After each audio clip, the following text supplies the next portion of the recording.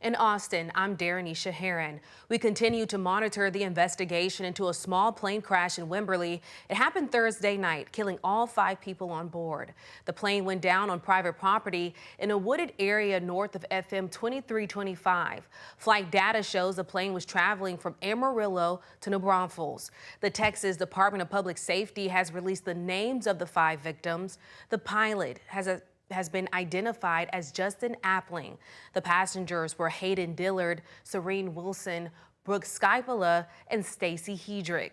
KVUE spoke with the man who lives about a mile from the crash. Several pieces of the plane could be seen scattered across his yard. He said he heard the plane flying overhead moments leading up to the crash. But it was a much lower RPM than usual, and it was revving a lot. It was just going up and down. And then it just faded away, and I guess that's when it crashed, but I did not hear it crash. According to the NTSB, investigators will look into everything from the plane's maintenance records to weather reports to the pilot's background. KVUE's Bob Buckaloo has a closer look at the type of plane that crashed and what we can learn from the air traffic control audio. The Cessna 421 is a popular twin-piston aircraft with a pressurized cabin, known for its speed and ability to carry heavy loads. The plane shown here taking off from a Canadian airfield several years ago is not the one that crashed, but is of similar design. The flight from Amarillo was tracked by Flight Radar 24 and shows a straight, steady route toward New Braunfels when it suddenly makes an unusual move. After the plane disappeared from radar, an air traffic controller at San Antonio's airport radioed a friend of the pilot who had been flying nearby in a different plane. He started to move erratically, and now his track has disappeared from the scope.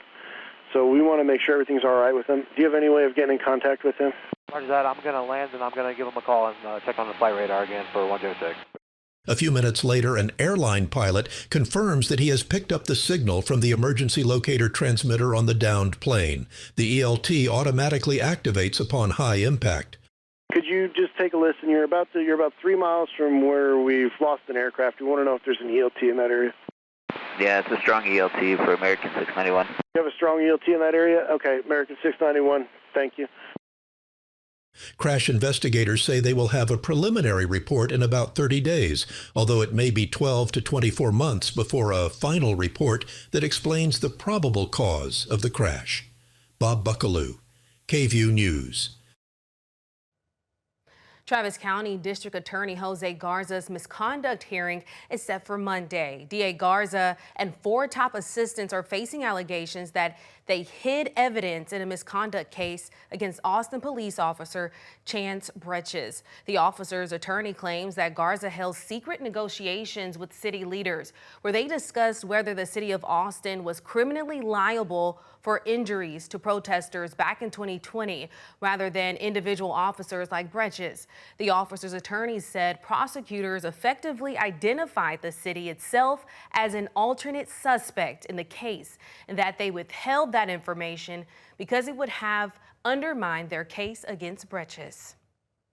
And one lucky person in Central Texas won the Powerball jackpot. The person matched all 6 numbers from Saturday's drawing. The winning ticket was sold at a Quick Trip in Leander. They'll split the $20 million grand prize with someone in Florida.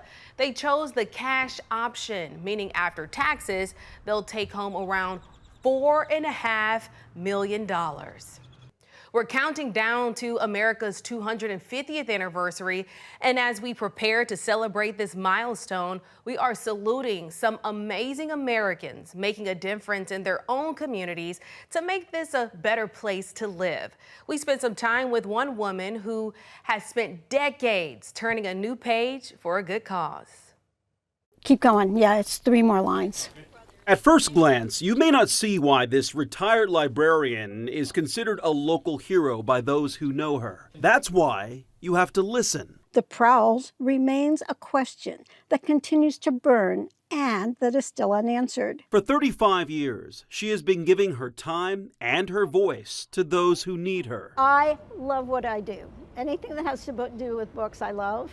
Her calling is right there in her name. Mindy Reed, Reed, R-E-E-D, is a tenured volunteer at the Texas State Library's Talking Book program. What can be better than a book? What can be better than just sitting in a booth and reading a book for a couple hours every week? I enjoy doing it. You can tell how much Mindy enjoys doing it. And it's just something fun to do that's helping people. Every Tuesday morning, Mindy and her volunteer sidekick, John Long, pick up from where they left off in this small studio to bring stories from the page to the ear for those who may otherwise have a tough time reading. Because they're sight impaired, maybe they have severe arthritis so they can't hold a book. Any reason that creates a barrier between them having access to reading material. With John at the controls and Mindy behind the mic. And then I'll just keep going till the end of the sentence. They are a team, building a friendship through their shared love for serving others. This is interesting. Didn't think we'd be doing all this today. Since the mid-90s, Mindy has completed recording 22 books, now available at the National Library Service for the Blind and Print Disabled, and countless articles from Texas publications. Oh, it's amazing. It gives me something to aspire to. You know, been doing it 15 or 16 years and just so much more for her. Side by side, the two look up to each other for different reasons.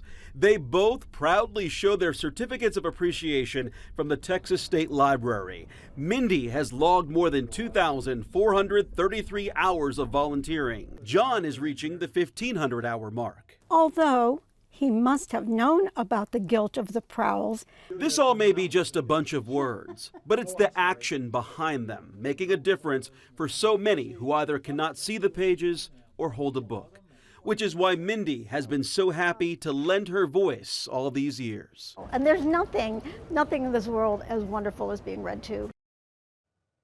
I love that.